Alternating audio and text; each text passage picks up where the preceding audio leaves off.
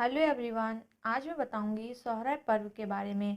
सोहराय कला एक आदिवासी कला है। इसका प्रचलन हजारीबाग जिले के बादाम क्षेत्र में आज से कई वर्ष पूर्व शुरू हुआ था। इस क्षेत्र के इसको पहाड़ियों की गुफाओं में आज भी इस कला के नमूने देखे जा सकते हैं।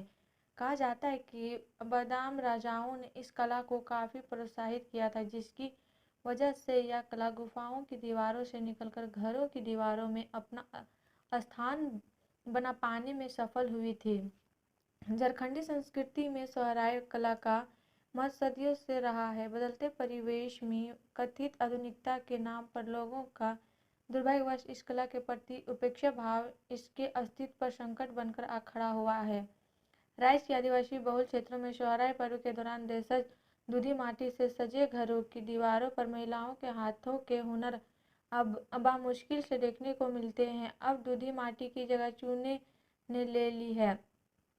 उस समय ऐसा कोई घर नहीं था जहाँ की महिलाएं इस कला से अपने घरों दीवारों और सजाना नहीं जानती हो। आज स्थिति बदल चुकी है। अब तो इसके कलाकार और इसे जानने वाले लोगों की संख्या गिनती में रह गई है। ऐसे गिने चुने नामों में से एक नाम है रुक्मणी देवी का। हजारीबाग जिले के बड़का गांव प्रखंड की रहने वाली रुक्मणी कहती है कि यह कला मैंने अपनी माँ से सीखी थी और माँ ने अपनी माँ से। वह बतलाती है कि आज इस कला को सीखना तो दूर, लोग इसे जानते तक नहीं है।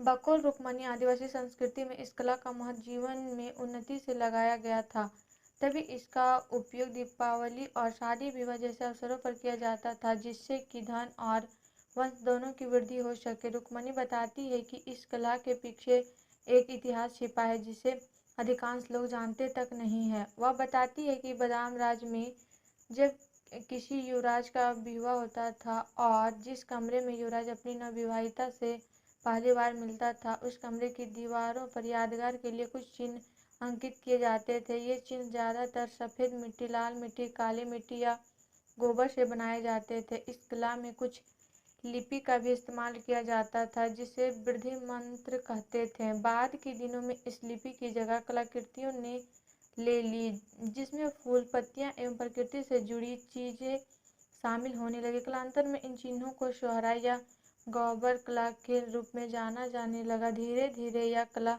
राजाओं के घरों से निकलकर पूरे समाज में फैल गई। राजाओं ने भी इस वर्दी कला को घर घर तक पहुंचाने में काफ़ी मदद की, पर आज मदद तो दूर, इस सांस्कृतिक धरोहर के संरक्षण के लिए भी कोई आगे नहीं आता।